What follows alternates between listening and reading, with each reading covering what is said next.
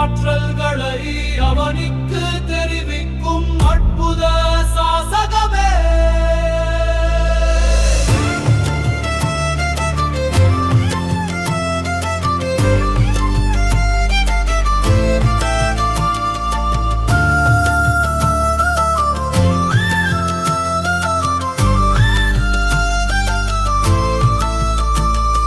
சீதையை மீட்டு வந்து ராமருக்கு உதவிடவே அங்கதன் ஜாம்பவானும்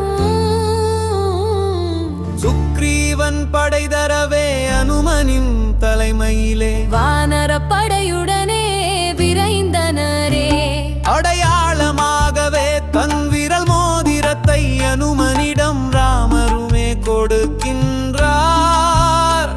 இலங்கை தீவினிலே சீதையும் இருப்பதையும் ஜடாயு சகோதரனும் கூறுகையில்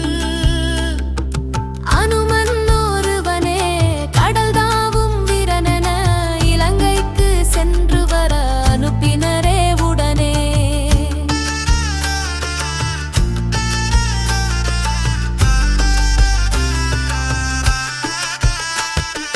மைனாகம் உபசரிக்க அரக்கியரை வதம் செய்து சமுத்திரத்தை தாண்டியுமே இலங்கை சென்றடைந்தாரே. அழகான இலங்கையிலே அன்னை ஜானகியை அங்குமிங்கும் தேடிய பின்ன சோகவனத்தினிலே கண்டாரே. மரத்தடியில் ராமனையே தியானம் செய்யும் சீதாவையே கண்டு சித்தம் கலங்கினாரே ஆஞ்சநேயர் அனுமனுமே.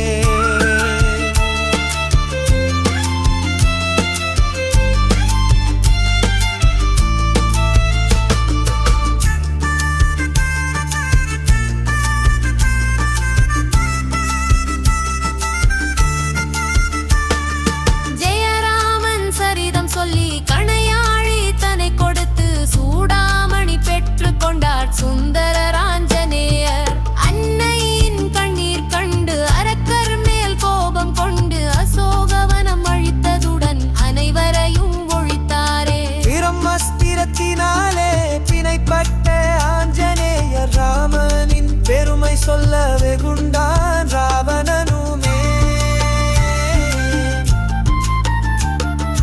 அனுமனின் செயலை கண்டு அவன் மேல் கோபம் கொண்டு வையுங்கள் தீ அவனின் வாளுக்கென்றான் ராவணனும். பாலில் வைத்த நெருப்பினாலே வெந்ததே இலங்கையுமே அரக்கனின் அகந்தை இதனை அழித்தார் அனுமனுமே. அன்னை ஜானகியின் அனுமதி ஆசியுடன் ஆகாய மார்க்கத்திலே ஆஞ்சநேயர் தாவி வந்தார். ஆராத சோகத்திலே ஆழ்ந்திருந்த ராமனிடம் ஆஞ்சநேயர் வணங்கியுமே சீதையை கண்டேன் என்றார். வைதேகி வணங்கி தந்த சூடாமணி கொடுத்தகுமென நடந்தவை அனைத்தையுமே கூறினாரே மாருதியே.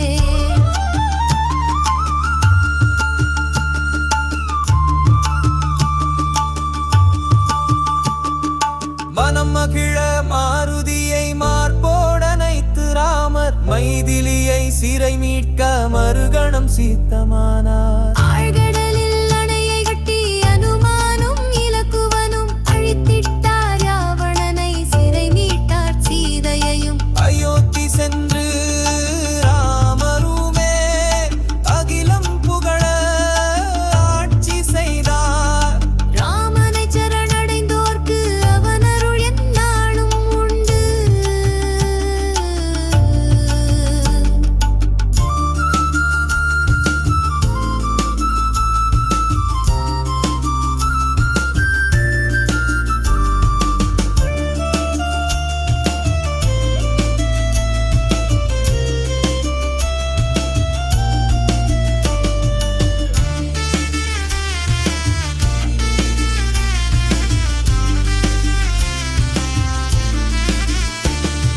பரிபூரண பக்தனே ஸ்ரீ ஆஞ்சநேயனே கரம் குவித்து பணிகின்றோம் வரம் தந்து காப்பி